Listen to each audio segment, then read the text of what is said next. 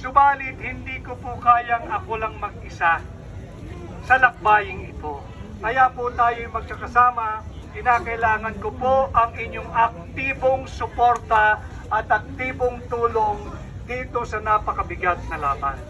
Alam ko rin na pagod na ho kayo sa korupsyon at higit pang korupsyon. Kawawa po yung mga kabataan at yung ating kinabukasan kung patuloy po nating hahayaan na magpatuloy ang ganitong uri ng baluktot na pamunuan.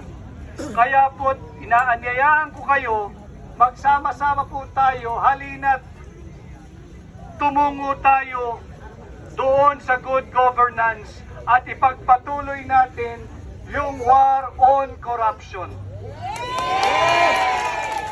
Importante ho itong midterm election, ating singilin ang mga kalapisan ng kasalukuyang administrasyon, ang administrasyon ni Bongbong Marcos.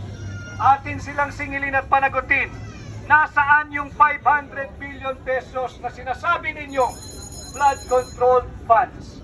Nasaan yung ipinagmamalaki ninyong 5,500 flood control programs?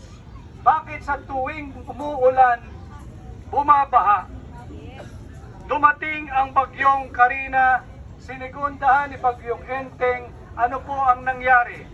Ang malaking bahagi ng Luzon, ang malaking bahagi, kundi buong bahagi ng Metro Manila ay nalubog sa baha. Hindi ho ba kayo napapagod sa ganitong uri ng pamumuhay? Hindi ka pa tapos maglinis ng putik at tubig ulan na pumasok sa iyong bahay, meron na namang putik at tubig ulan uli na dala ng ulan, dala ng bagyo, dala ng habagat. Subalit ito po ang katotohanan, hindi po kasi nila ipinatupad yung totoong flood control programs at hindi po nila tinustos para sa benepisyo ng mamamayang Pilipino ang flood control funds.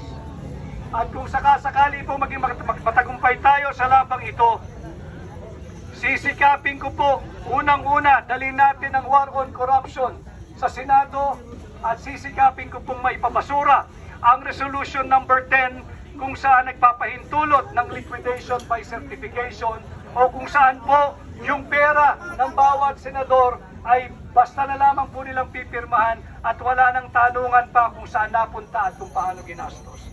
Ito po ay pera ninyo, ito po ay pera ng Pilipino, kaya wag po natin silang hayaang magpatuloy sa kanilang baluktot na pamunuan. Yun lamang po, maraming salamat at samahan po ninyo ako. As I have said inside the Comelec tent, let us not give up on our nation. Let us not give up on our country. Let us not give up on the Filipino people. Let us not give up on our fight and our war on corruption. Maraming salamat. Mabuhay ang Pilipino at mabuhay ang Pilipino.